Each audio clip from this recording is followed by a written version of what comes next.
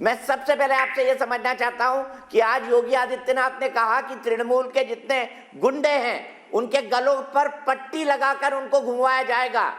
बिगड़ी हुई कानून व्यवस्था है। योगी आदित्यनाथ आएंगे, बीजेपी की सरकार आएगी और सुधर जाएगी। कानून व्यवस्था पर हमेशा सवाल उठते रहे हैं, क्यों ना तृणमूल कांग्रेस इसका साफ और सही जवाब दे, क्योंकि वो कहते हैं एनसीआरबी के आंकड़े जो है वो वेस्ट बंगाल फर्ज कर लेता है। जी, इसके बारे में हम चर्चा कर रहे हैं आपसे आज योगी आदित्यनाथ जी यहाँ पर आए हैं मालदा में। जैसे टूरिस्ट गैंग आते हैं तो बीजेपी के भी कई सारे लीडर्स आ रहे हैं बाहर से।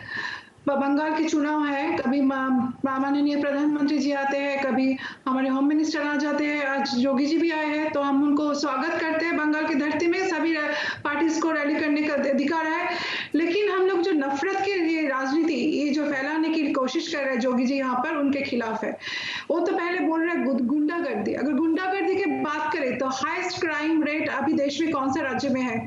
सबसे ज्यादा महिला के ऊपर अत्याचार कौन से राज्य में है?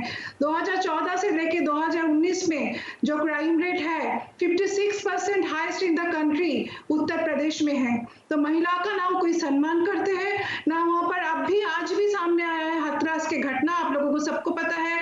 जो वहां पर मॉलेस्टेड हुआ है, विक्टिम के फादर को गोली मार के वहां पर आज ही उनका मौत हो गया है। ये छवि देश के सामने आया है। जो उन्नाव के केस है, जो हाथरस के केस है, जितने भी क्राइम्स अपराधी है सारे उत्तर प्रदेश से ही तो है। और वो ठोक दे जो पॉलिसी उन्होंने लगा रखा है उत्तर प्रदेश में, वही पॉलिसी को यहाँ पर बंगाल में लेके आना चाह रहे थे कि यहाँ पर भी एनकाउंटर करे। उसी बात को आगे मतलब उसी बात से वो आज का रैली वो भी बात बोले हैं उन्होंने। लेकिन हम लोग बंगाल में जो जनता है उनको पता नहीं है, ये बंगाल शांति और शांति की धरती है।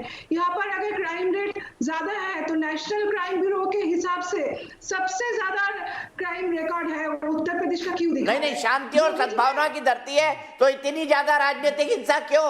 इस सवाल का जवाब भी तो किसी को देना पड़ेगा। अगर शांति और सद्भावना की धरती है तो इतनी ज्यादा राजनीतिक हिंसा क्यों?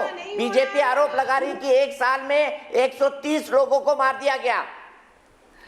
हाँ, वही बात हम बोल रहे हैं। राजनीतिक हिंसा जितना नहीं हो रहा उससे ज्यादा छवि मीडिया के सामने दिखाया जा रहा है। कोई भी छोटा मोटा घटना को भी बहुत बड़ा तरीके से दिखाया जा रहा है। ये उनका पॉलिसी है, उनका स्ट्रेटेजी है। उनका आपसी जो मामला है उनको भी राजनीतिक रंग दिया जा रहा है।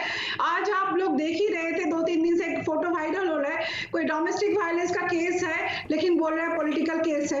ऐसे जोगी जी से हम पूछना चाहेंगे, हम यहाँ पर उनका प्रवक्ता भी बैठे हैं, उनसे भी पूछना चाहेंगे। 16 केस जोगी जी के अगेंस्ट में है। 16 केस में मर्डर केस है, क्राइम केस है, राइटिंग का केस है। लेकिन सीएम होने के बाद भी 2007 में उनका जो हेड स्पीच केस है वो भी तो आज क्या हुआ उस केस का?